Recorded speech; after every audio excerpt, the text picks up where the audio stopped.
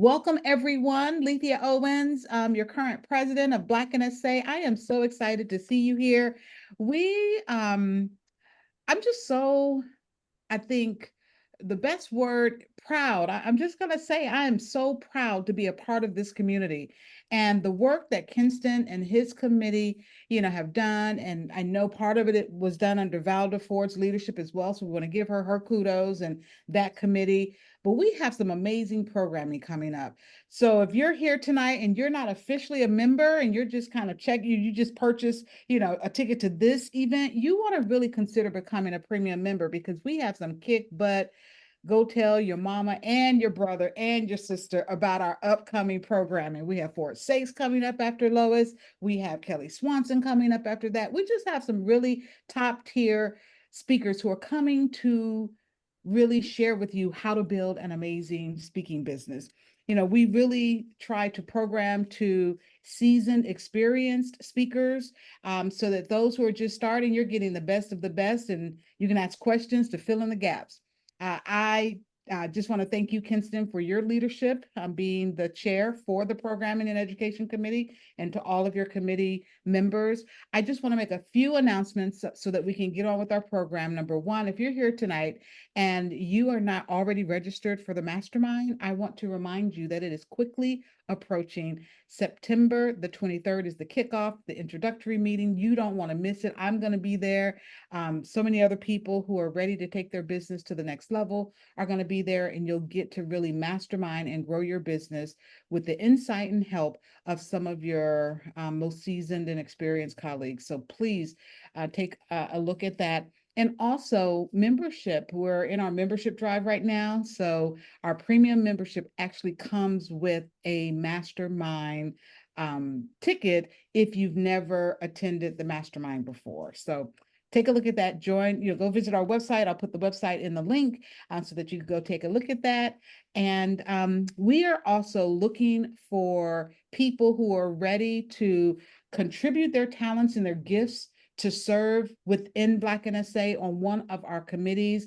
We are doing what we're doing and doing it so well only because we have people like Kinston and Tracy and Valda, people like that who are serving to ensure that you receive the benefits that you deserve as a member. So, I'm just going to break it down and say like this, when you receive, I would love for you to, as you receive from Black NSA, find your fit and serve Black NSA.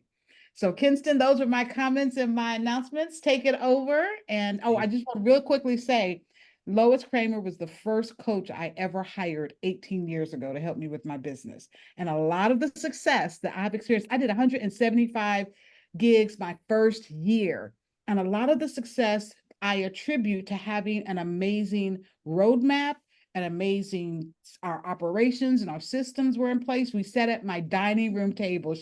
My husband and I, we sat at my dining room table and mapped out my business, and she set me up for success. So I love you for that, Lois.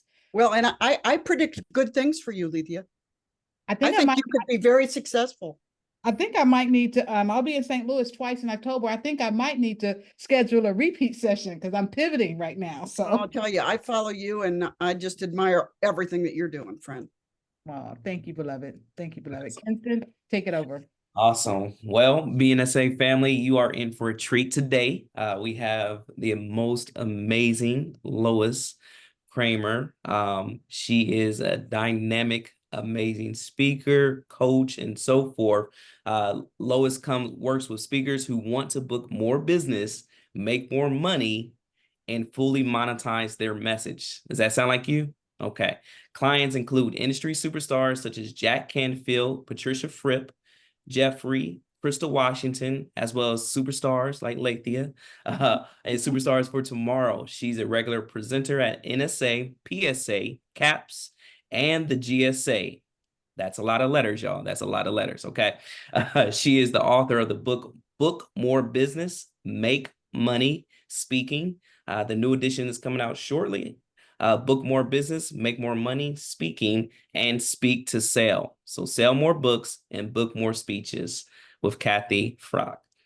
In addition, she has appeared in Forbes, The Wall Street Journal, Bloomberg Business, and Speaker Magazine.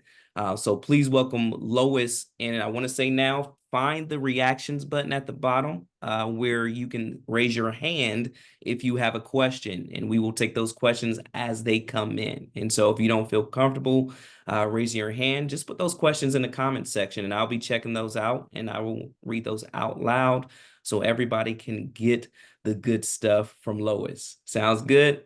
Everybody give me a thumbs up. Give me a reaction thumbs up. All right, I think we're good to go, Lois. What a joy to be here.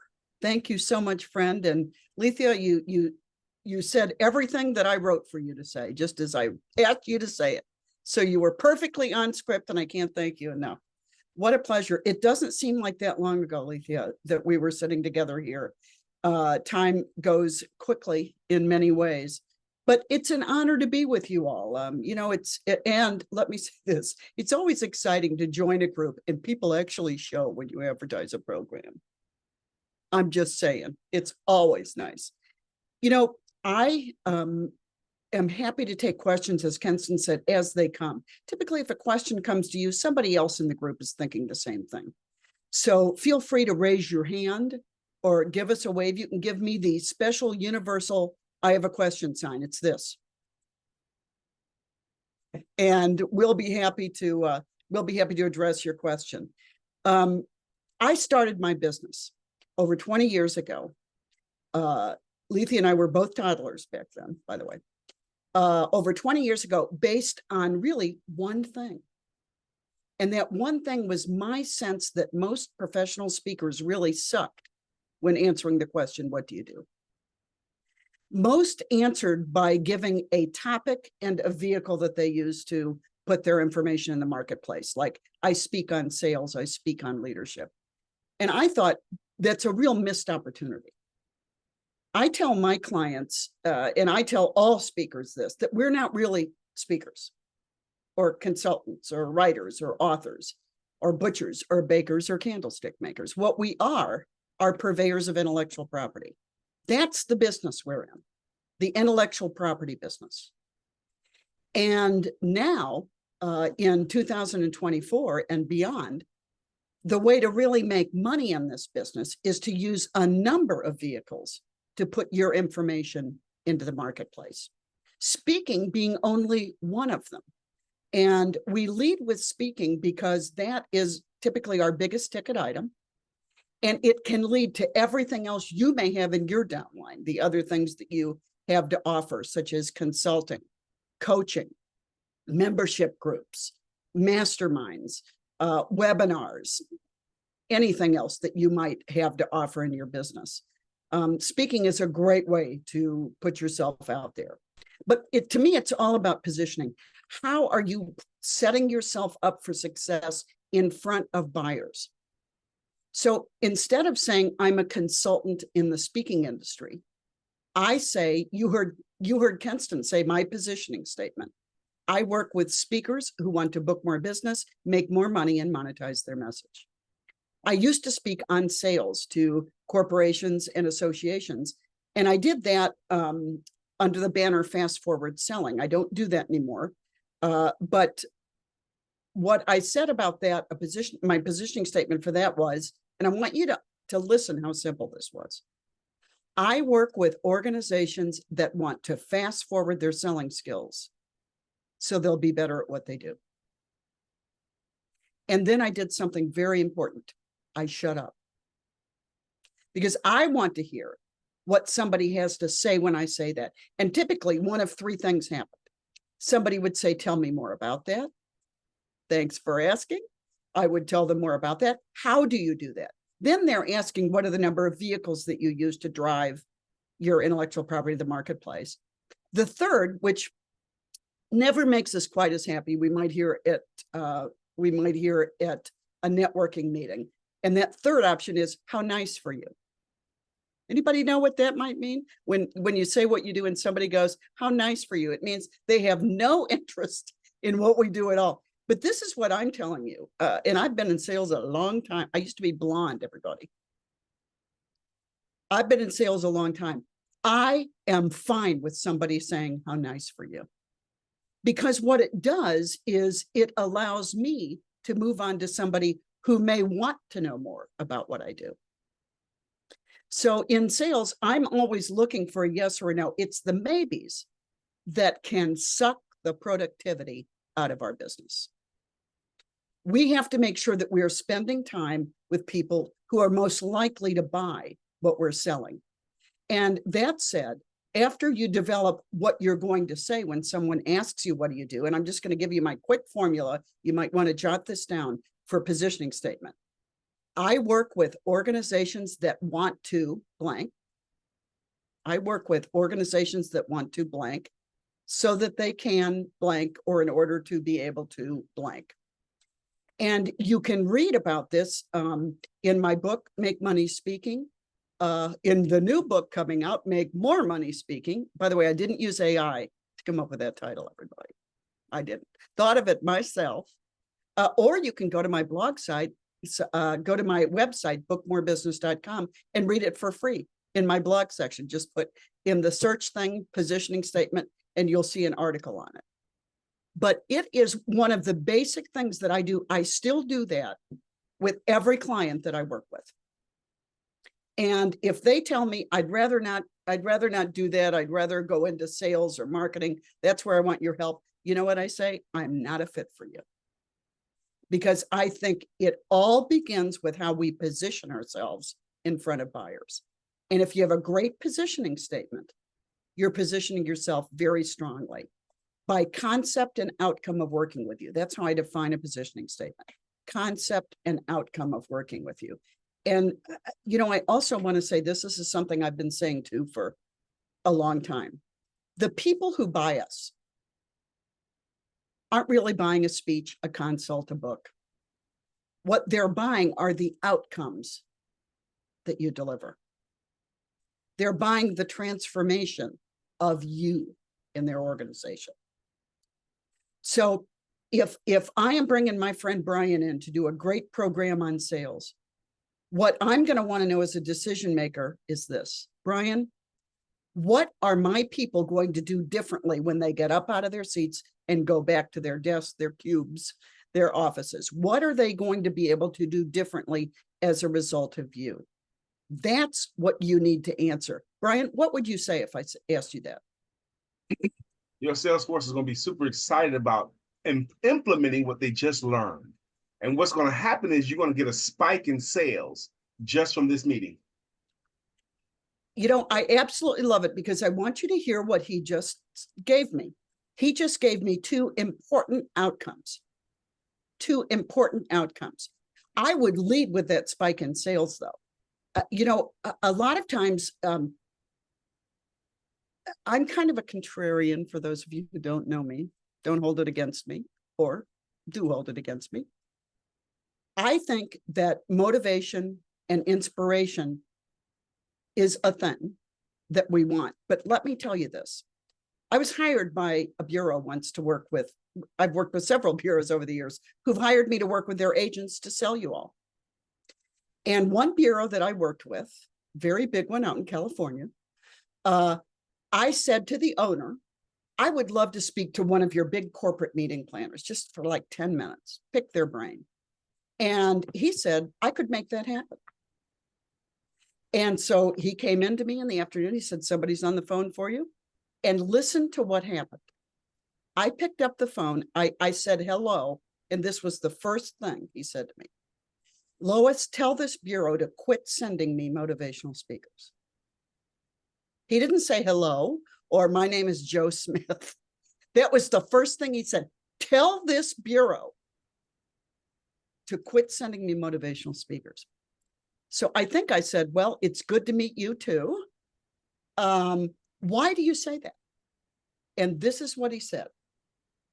He said, along with many of my colleagues, we look at motivational speaking like cotton candy. It looks like it has great substance, but it dissipates too quickly. So here's what I want to share with you that I learned from that lesson. Motivation should be a style, not a topic. Some of the people who are doing the best in this business, and I'm not saying necessarily make the most money because that's not the only barometer of success, as we all know, but people who are doing really well and who are busy in this business promote themselves as high content speakers who are motivational in style. Motivational in style and tone. Do you see the difference? I'm leading with content, I'm following with style motivation. That's how I suggest you promote yourself. Because what our buyers want are the outcomes that we can deliver. That's what they want more than anything and everything. And so if you believe that, if you buy that premise of mine, that's how we need to sell ourselves. When I called on Brian, he gave me 2 outcomes right away. And that's how he needs to promote himself. He needs to say, these are some of the things, and this is when we can start talking about case studies, which really brings you into the front with success in front of the buyer. Look, this is what my clients realize. I mean, if I were Brian, I would say, my clients have found that they are able to qualify. They are able to close more sales. They are able to network more efficiently, effectively, and comfortably. These are all the things that I would be saying. All outcomes. And so on your websites and on your marketing materials, make sure that you have them filled with outcomes. And, you know, a lot of the outcomes, let me just say this too, some of the outcomes that I used to promote myself, I got in feedback from clients. Pay attention to feedback. Sometimes they are saying things, giving us insight that we may not have because we're so close to it. You know, one of the reasons that I say I get hired to work with speakers is because I see your business with a perspective you cannot have. You're too close to it. And sometimes we find in feedback, we're going to hear things that are new to us, something that we hadn't even thought about an outcome.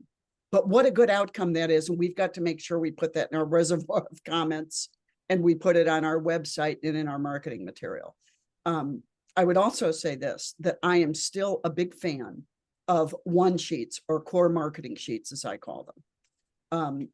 You know, I always say that on the National NSA Facebook page, the member Facebook page, probably every couple of months, someone will put up a post saying, does anyone still use a one sheet?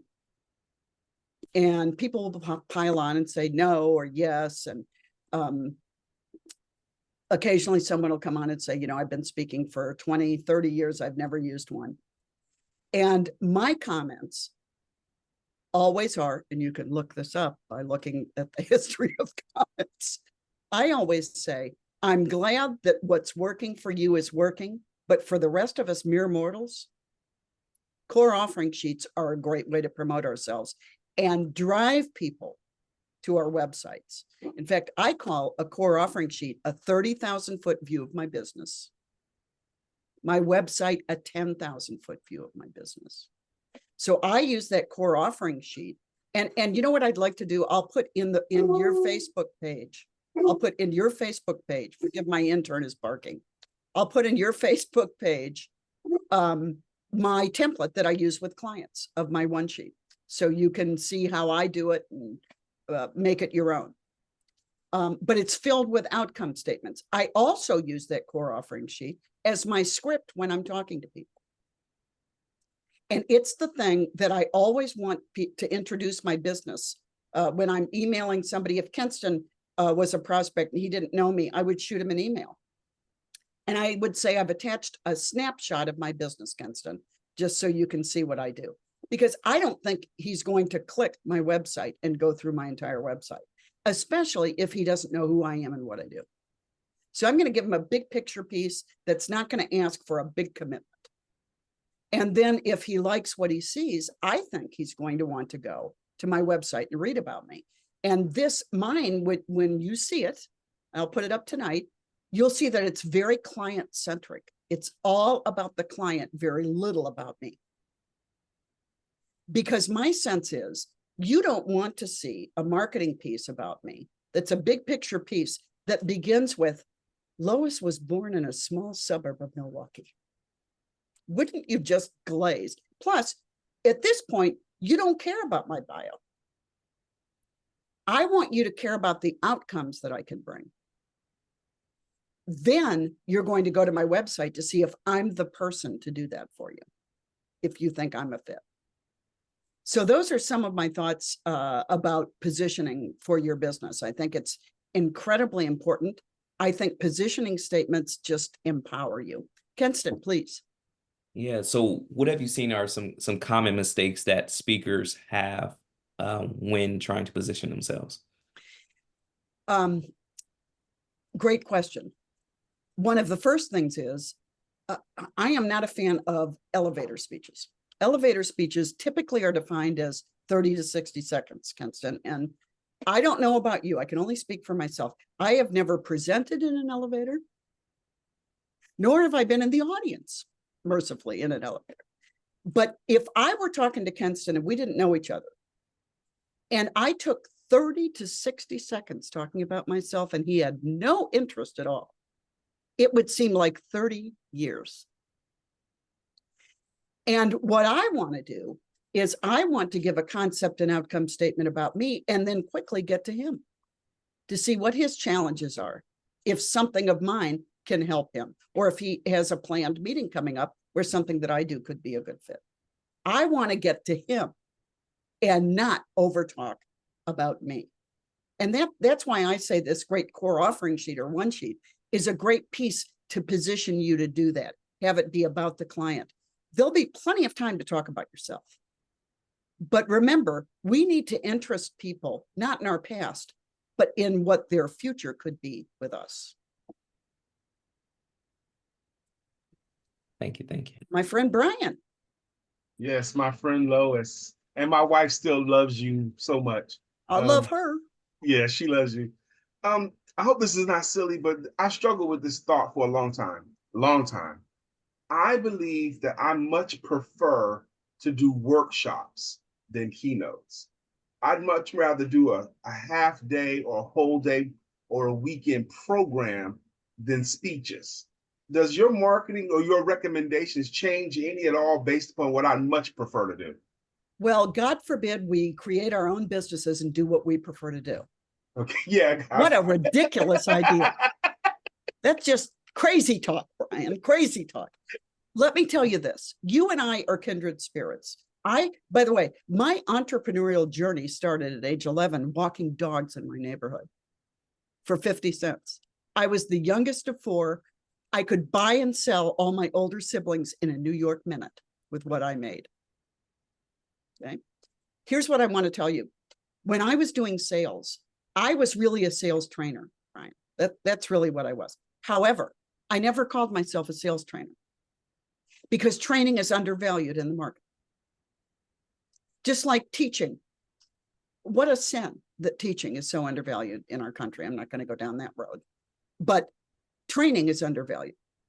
So I tell my clients and speakers, call everything you do a program. And if you want to do keynotes, you can say, my programs run anywhere from a keynote to a full day training or whatever your maximum would be, depending upon what you need. Let me tell you my experience, Brian.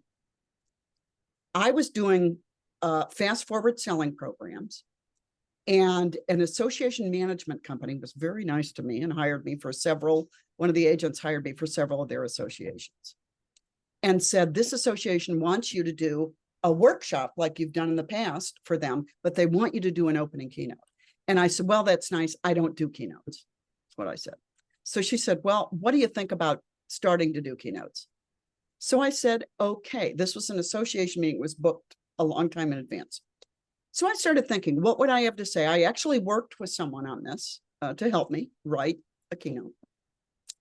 So fast forward selling was my thing, Brian. I called it fast forward success. Went out, did it. They were happy. Wasn't that much fun for me. Was not that much fun for me. Put it up on my website as an offering. Somebody else bought it. Went out, did it again. They were very happy. I hated it. Took it off my website and said, I'm not a keynoter. It's just my joy, like you, is engaging people in selling. That's what my joy was.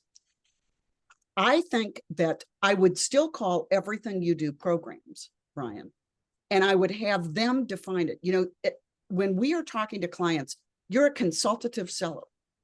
That's the hat you need to put on. You need to tell them what the best use of you is. And Brian, let me tell you an example that is just that you remind me of. A few months ago, I got a call from a client of mine, speaker. Everybody would know her. I'm not going to use her name because I don't have her permission right now. But she said, Lois, I've just been asked to do a 2-hour keynote that's highly engaging. And I said, well, isn't that interesting? Isn't that an interesting way to describe a keynote? Not at all like the way most of us would define it. So I said, you need to talk to that client and say, not say, what the hell are you talking about? But just say, could you describe what you want to accomplish and what you want that to look like and what you want your people to walk away with when I'm done? And she put on her consultative seller hat. And instead of doing a keynote, she sold them 3 breakouts. She said, this would not be a good keynote. This would be a better workshop. And she did the same one 3 times just so she could have no more than 50 people in a room at a time. I still think 50 is a challenge sometimes doing a breakout, but that's what she did. She made more money, by the way, than she would have doing a keynote. So, you know, you just never know, but I'm telling you, there can be ambiguity about the terms that we use sometimes in our business. Breakout, workshop, seminar. Let the client define it. Go in using real inclusive language like programs, and then see what they want to accomplish, and then let them know how you can best get them to where they want to go. Is that helpful, Brian? Tremendously helpful. Thank you. Thank you very much. You bet. Absolutely. You know, I also wanted to say this, that one of our responsibilities is to know who our client is. I'm approached lots of times when I do meetings for NSA, CAPS, you know, the whole alphabet jungle that Kenston mentioned when he introduced me. Typically, someone will come up to me. They did in Denver. A first timer came up to me and said, you're coming to my chapter and I'm excited. I said, tell me what you speak about. And he said, well, I have a brand new program on customer service. I'm excited about it. I said, I'm excited if you're excited. Where do you think it would make a difference? And he said, anyone who wants to establish a real culture of service will love my program. And I said, okay, let's go call everybody and see if they're interested. When you sit down at the desk where you are, I'm sitting at my desk in my office right now talking to you. When I sat down at my desk, when I started doing sales calls, everybody was a prospect. Now I worked for a Fortune 100 corporation in sales and marketing right out of college. So I had experience, but I knew I didn't want to work in manufacturing. I went out, like I suggest people who say they want to speak, then I say, then you need to get the heck out there and speak. Listen, if I passed a bus stop and there were 3 people, I wanted to pull over and start talking to them and get their testimonials, by the way. But I was at a chamber of commerce and a bank. I did a chamber event free just to practice, to get myself out there. And there was a banker who was in there. And he said, I would love for you to work with our personal bankers. They sell, you know, other instruments like credit cards, mortgages, second mortgages, loans, that kind of thing, car loans. So I said, great, talked to him, went in, did a program. He was really happy. He said, well, I want to bring our other banks in. Going to get everybody together. I want you to do it there. Now, I didn't say my experience in financial services industry is that I have a checking account and a savings account, sir. I decided not to mention that was the depth of my experience, but I did a little digging and went in, and I found out that my material really resonated in financial service firms, insurance companies, real estate companies, mortgage houses. And so When I sat at my desk, where I am right now, literally, I stayed in my lane and I looked for opportunities in financial services. However, anyone who came to me who was a fit for my message, I was free and had money, I'm there, joyfully there. It just means I'm going to stay in the lane where I'm going to have the easiest sale and the most credibility. And guess what? Every time I worked for a bank, credit union, mortgage house, or insurance company, the next bank, credit union, mortgage house, and insurance company wanted to work with me because they looked at me like an industry insider. So it was an easier sale. And I could say, you know, it's when I worked for Citicorp, they loved my material on blah, blah, blah, blah, blah. Case studies, I'm bringing in clients' experience, and it gives them confidence. You know, to me, every time we talk to a decision maker about being hired to do a speech, we're a risk. We have to create confidence in them that we can do what we say we can do. Case studies can do that for you. So pick a target. Pick a target. It just makes your life so much easier. You'll be paid more. You know, I always say this. I thought in the beginning, the wider net I cast, the more fish I would get. And I want to tell you the opposite is true. After working with people for 20 years, I'm going to tell you the opposite's true. The more specific your expertise plucked in a target market, that's the keys to the kingdom, I think, in speaking.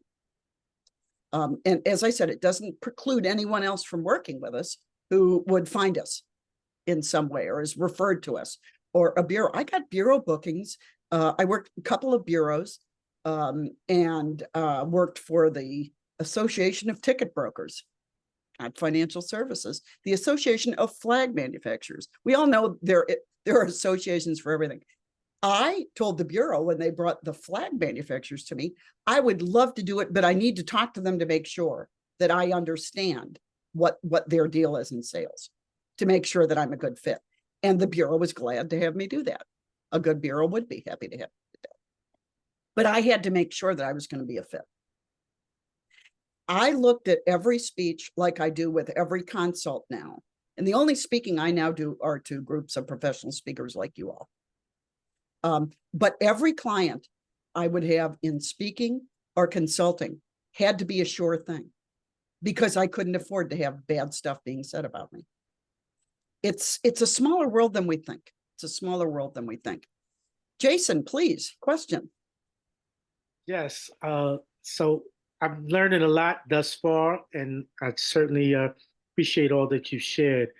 I myself, I have a financial service background, and I've also come from a sales and marketing background as well. My question is, when you were promoting yourself to the financial service companies, were you promoting sales skills to financial service professionals or to the management of the financial service companies?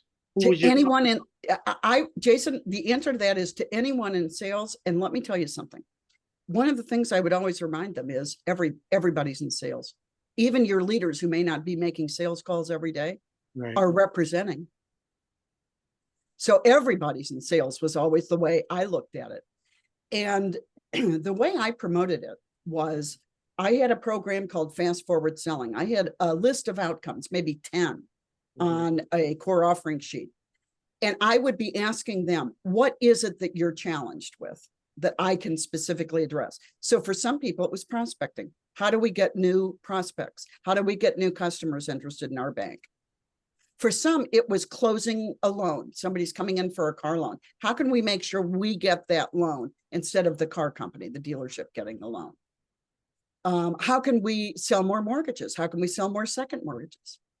So it's, I am seeing what their specific challenge is. And lots of times, Jason, I would just say, what makes you interested in what's happening in your organization, in your bank, that's making you interested in a sales program right now? Okay.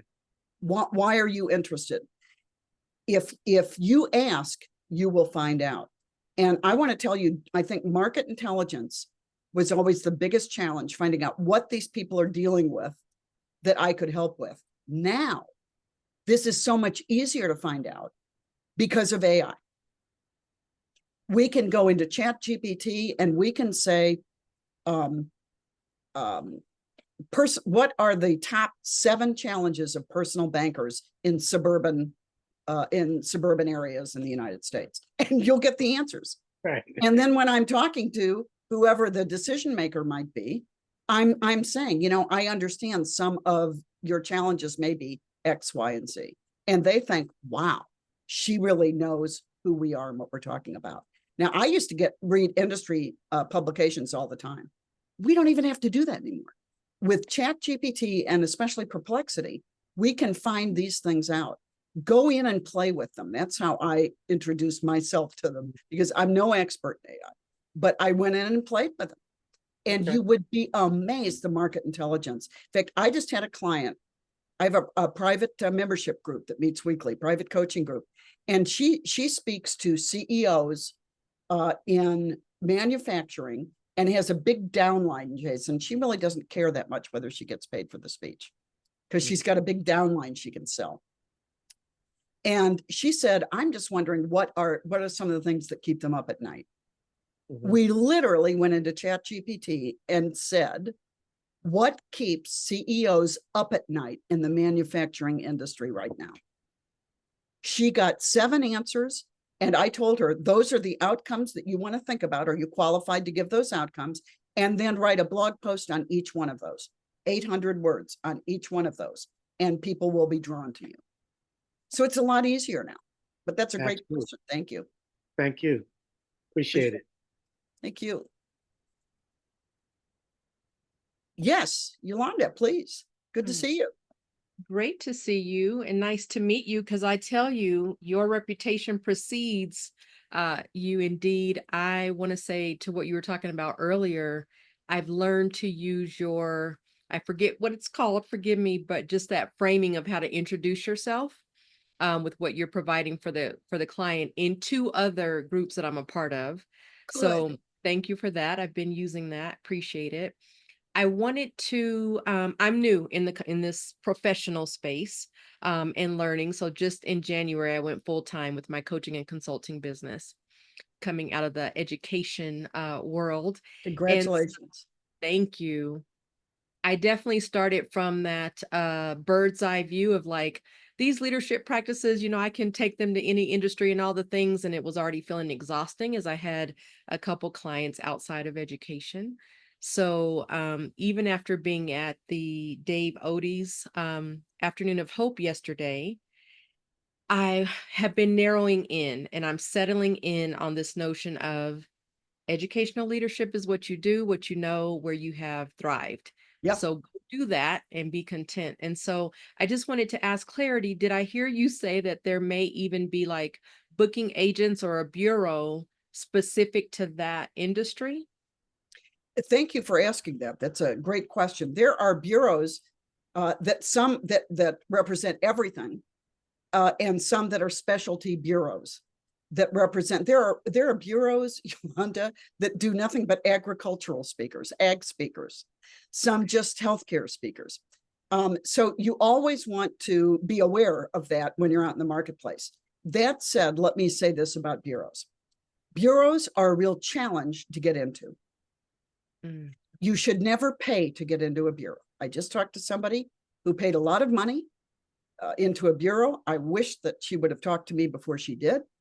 I'm afraid that money's probably going to be lost. I'm not going to mention any other specifics because maybe it won't be lost. But bureaus typically reach out to us when we have some experience out in the speaking business.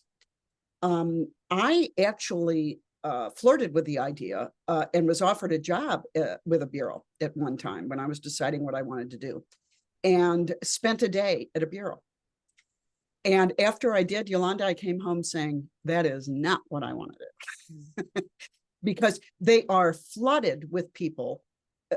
It's like the villagers coming to beat down the doors. They are flooded with people who want to be represented by them. Bureaus get paid by a percentage of your fee. So you have to have a larger fee to get their interest, and you have to have a track record of success. Approaching a bureau cold rarely, if ever, will work. Knowing someone, if you know someone who works with a bureau, they have a relationship and they're familiar with your work, they can introduce you in, telling that bureau, you might want to, I'd like you to meet my friend Yolanda Greer. I think that she may be a good fit for some of your clients who want to blah, blah, blah, blah, blah. But those are really, that's really the only way now to get into a bureau. It's just very hard. Don't put your eyes on them. Take responsibility for your own sales. Two bureaus I worked with when I was doing sales, and they brought me a few engagements a year. That was not enough to pay my bills. I learned never abdicate responsibility for paying my bills to anybody else but me. And it's why I tell speakers at whatever level you are, sell yourself, outsource anything and everything else, but sell yourself. No one can talk about your expertise like you can. And, I think that you will get instant credibility leveraging yourself in academia. I really do, Yolanda. I wish you good luck, friend. Good to see you. Sean, talk to me. Well, thanks, Lois. I'm going to go ahead and add to the affirmation train of everybody else that's had the chance to ask a question. Be like, this has been wonderful already. Thank you. Thank you. So I've built, prior to like this season of life, I built a successful nonprofit organization, scaled the thing, had a ton of fun doing it, left it so somebody else could do it, which was the responsible thing to do, and started my own like speaking, coaching, consulting thing, right? Which is what nonprofit leaders do when they're no longer leading nonprofits. And in that, the folks that I've generally connected with through my social service time have been government, schools, and those that are adjacent to, right?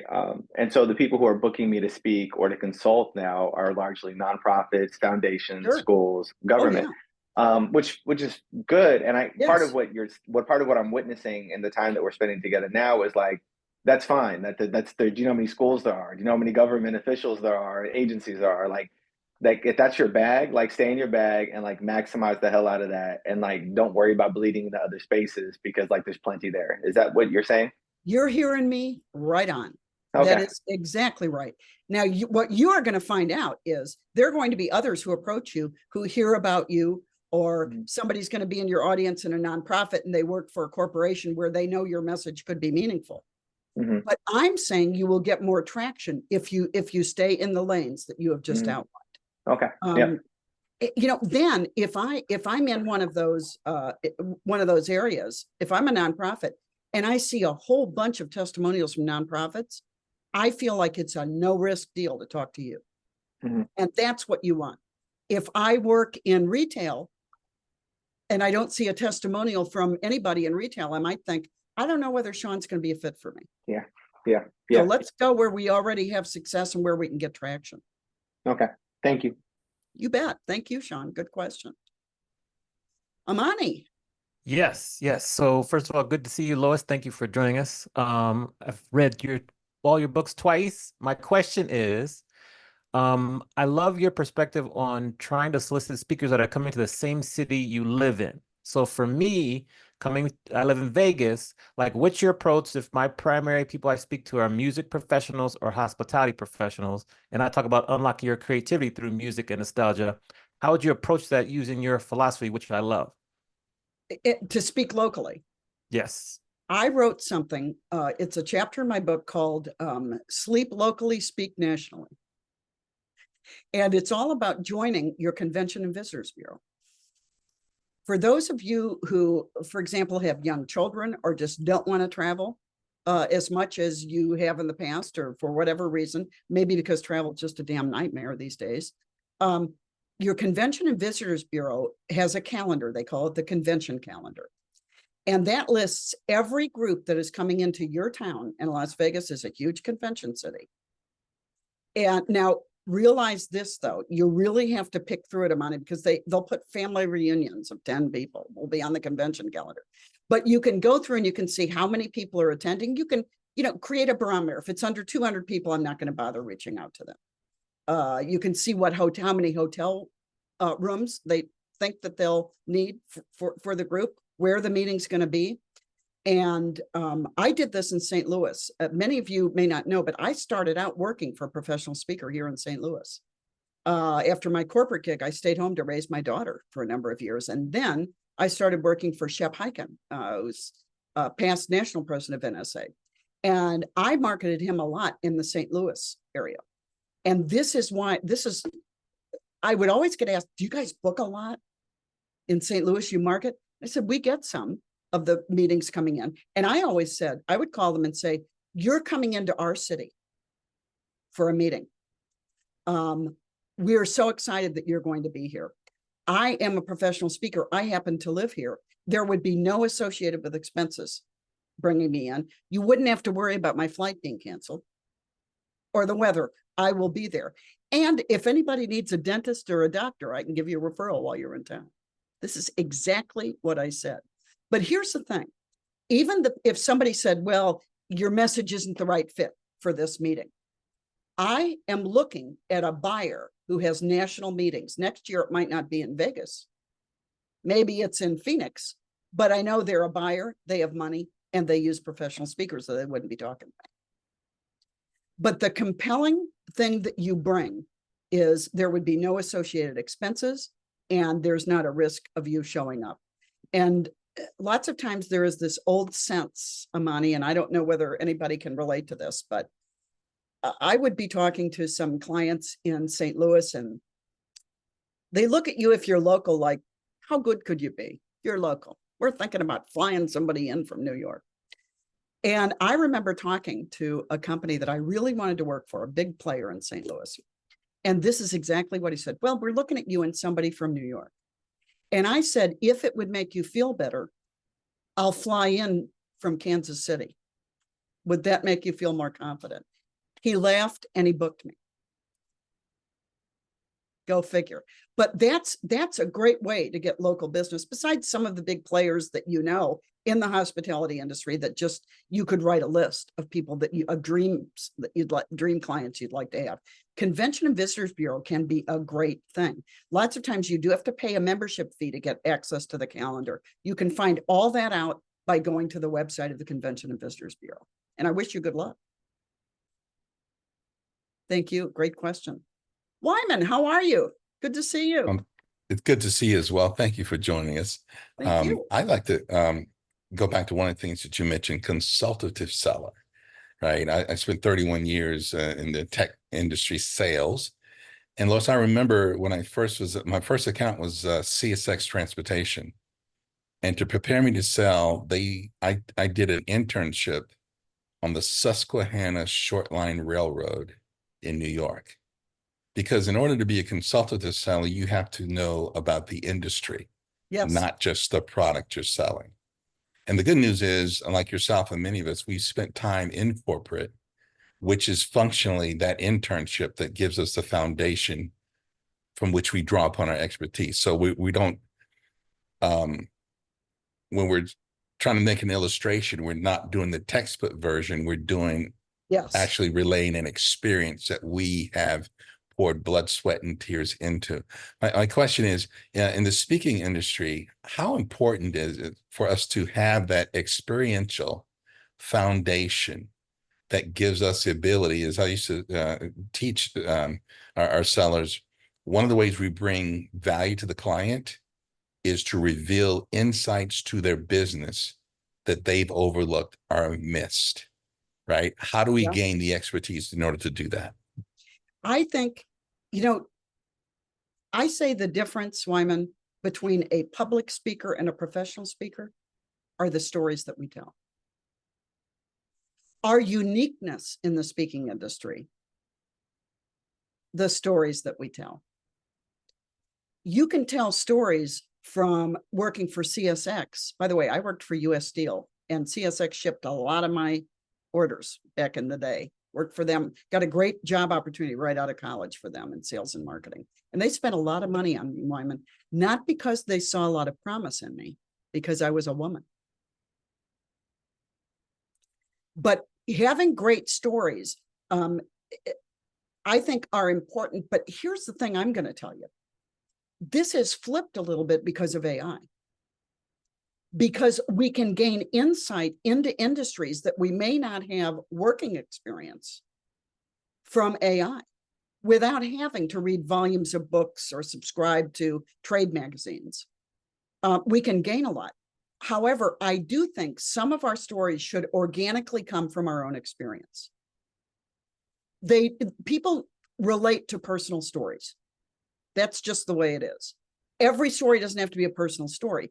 But if you want people to relate to you, and you do, because that's how they buy into what you're saying, I think some stories need to be personal. Now, you could use a CSX story when speaking to a pharmaceutical company. When I worked in corporate, some of the blah, blah, blah, blah, you could just make it work. You can make it fit. But there's nothing like great experience. And if you want to make that a target market, I think it can only bring you credibility and create confidence in the buyer, which is half the battle. So I agree and disagree with you on that, because I think we can get a lot of it now online. Thank you so much. Appreciate you. Thank you. Thank you. Anthony. Hey, Please. Lois, how's it going? Good. So my question is, when you're starting out in this business like I am, first year doing this, I'm not speaking every single day. So marketing, in my opinion, has to be about 85% of what I should be doing to get bookings and to do different things. What would a typical day look like on the days that you're not speaking? What would you be focusing on? What will you be focusing most of your attention on? How does that look for you or for somebody who's starting out? A great question. And I'll tell you, for people early in their careers, this is what I say. You're going to spend 99% of your time selling and 1% speaking. Okay. I call this a sales job where occasionally we get to speak, Hmm. because that's what it is. It's so hard for every opportunity we get. And I think having a pattern of behavior when you're in your office, not when you're traveling or when you're working out of town, but every day you're in your office, have a to-do list that has some common things on it always. The first thing that should be on there always is doing outbound selling. I call it the yin and the yang, Anthony, if you will, of it. The yin is, what am I putting out in my market to attract people to me? What blog posts, social media, that kind of thing, articles am I putting out there? What groups am I in on Facebook or LinkedIn? Am I participating in discussions? The yang is, what is my target market and who would look good on my resume in that target market? So in financial services, Citicorp, Citibank, Bank of America, Morgan Stanley, State Farm Insurance look great on the resume. Right. So they might not find me, but I'm going to go out and get them. So I'm going to reach out with an email. The email is going to be really simple. I'm going to tell you exactly what it is. People don't read long emails. My name is Lois Kramer, and I work with organizations just like yours who want to fast forward their selling skills so they'll be better at what they do. I'm reaching out to see if one of my programs may be a fit for an upcoming meeting or fill a challenge that you might be experiencing in the workplace. I've attached a snapshot of my business for your convenience, and I look forward to touching base with you in the next couple of days. That's it. Then I'm going to do something very risky. I'm going to pick up the phone and call them. Don't send an email if you're not going to pick up the phone and call them. Okay. And I'm going to say exactly what I said. Now, what if I don't know you? And what if my email gets in spam? I'm sure this never happens to anybody else but me. If my email goes in spam, I don't care. I'm going to say this, Anthony, my name is Lois Kramer. I work with blah, blah, blah, blah, blah. I'm reaching out, blah, blah, blah, blah, blah. In fact, I sent you an email that included a snapshot of my business. I sent it Tuesday about 1 o'clock in the afternoon. If you don't remember it, it may be in your spam folder. Now, why am I saying that? Because I want you to be able to find it very easily. Okay. So I'm going to have a discussion with you whether you may remember me or not. And I'm going to start asking my qualifying questions, which you're going to find on the flip side of the template that I'm going to put in your Facebook group when we're done tonight. That core offering sheet on the back, I have my 10 qualifying questions to book more business. You can add more or take out some if they aren't germane to you. But that's what I want to do. And you have to every day be sending out emails, following up on emails. Don't send out 100 emails today if you're not going to make 100 follow-up calls in the next 48 hours.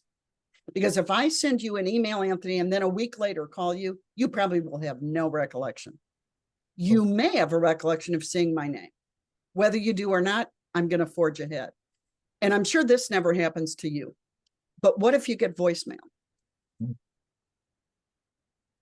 I love voicemail. You know why I love voicemail?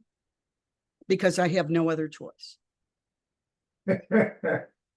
So I embrace it and I look at it as an opportunity to leave an uninterrupted commercial about what I am, who I am and what I do. Here's my voicemail. See if you see a continuity here, Anthony.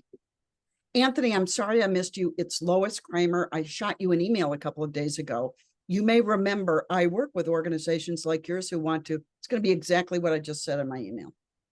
I'm following up to see if this may resonate with you and if I can ever help you in any way. I look forward to talking to you. If I don't hear from you the next few days, I'll try you again.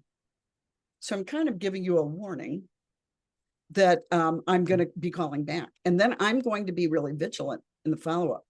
And the only reason I am is because it works. Got it. Thank So you, Lois. have a list of things you're going to do. I think outbound marketing, writing every day is a good thing. Doesn't mean you have to publish something every day. But creating these disciplines of what you're going to do daily will serve you really well. Yeah. Thank you. Good luck, friend. You bet. You bet. Thank you. All right, Tracy. Lois, we are at the top of the hour or in the middle, but Tracy will be our last question. Very good, Tracy. Good to see you. Good to see you too, Lois. It's the shameless plug that if no one has bought your book yet, you are absolutely amazing. Just a powerhouse. Can I ask you to hold for a minute? Yes. I want to share something, folks. Well, I'm making Tracy wait. You see this QR code? Pick up your phone and click on this QR code. It's to be on the launch team for the second edition of my book that everybody's been talking about. And you will get some great freebies and offers if you do. And you can join it. It's just a sign up list. If you click that, and if you don't have an opportunity to just click on that, shoot me an email, lois@bookmorebusiness.com, and I'll put you on the launch team if that's something you want. So thank you about that nice mention. Yes, you are a powerhouse. Wait. Please put it back up for a second, please. I missed it. He missed it, Tracy. He missed it. It's Brian. I got to do it. He's my pal. You can't miss it, Brian. It's amazing. Now, go ahead, Tracy. You can ask your question while we're doing this. There was no question. I just wanted to make sure that everybody on the call knew to pick up your Sweet. book because you are a powerhouse in the industry. And I so appreciate all the value you continue to bring to our members and members nationwide. I should say globally, because I know you have global contacts, but your book was phenomenal. I share it with a lot of people. So thank you for all your hard work. Well, I mean, make my day. I'm leaving happy. Thank you so much for your generosity. And I'll tell you, the new edition of my book contains new information on sales, virtual presentations, licensing, and AI. So I'm really looking forward. Somebody said it's like birthing a baby. And I said, well, I outsourced it. So, but it is hard work. And I hope that it's meaningful to you. And Tracy, let me know what you think of the new edition. I would be interested. I will. Thank you. Thanks, everybody. What a joy this has been. Kenston, thank you so much. And thank you all for being here. This has been such a joy. I've been looking forward to this for quite a while. That's awesome. Thank you, Thank Lois. you, so Lois. much Thank for you. sharing your wisdom. Let's give her some virtual claps, Thank you so Thank much, you. BNSA family. Thanks, everybody. For welcoming her. Next up, we have Fort Sakes on October 9th. So make sure you register for that session. After that, we have, we have another powerhouse. We got I know Quinn Kanye is coming soon. So make sure you book your calendars, make sure you're there. If you haven't joined BNSA, please join us and, commit to being on a meeting, like Lethea said. And so being on a committee and serving our community. But other than that, take care. Have an amazing rest of the week. And we look forward to seeing you soon. Hold Thanks, it, everybody. Kinson. Just one more thing real quick. The Black NSA, the mastermind is starting up, everyone. And I'm going to see if I can drop that link in the chat. Yes. There you go. Just click on that and you'll go to the events page and you can go down to the mastermind, the fall mastermind. It starts September 23rd. You don't want to miss it. You don't want to miss it. Trust me. Absolutely. Lock in, everyone. It is an amazing thing to be a part of. So have a good evening.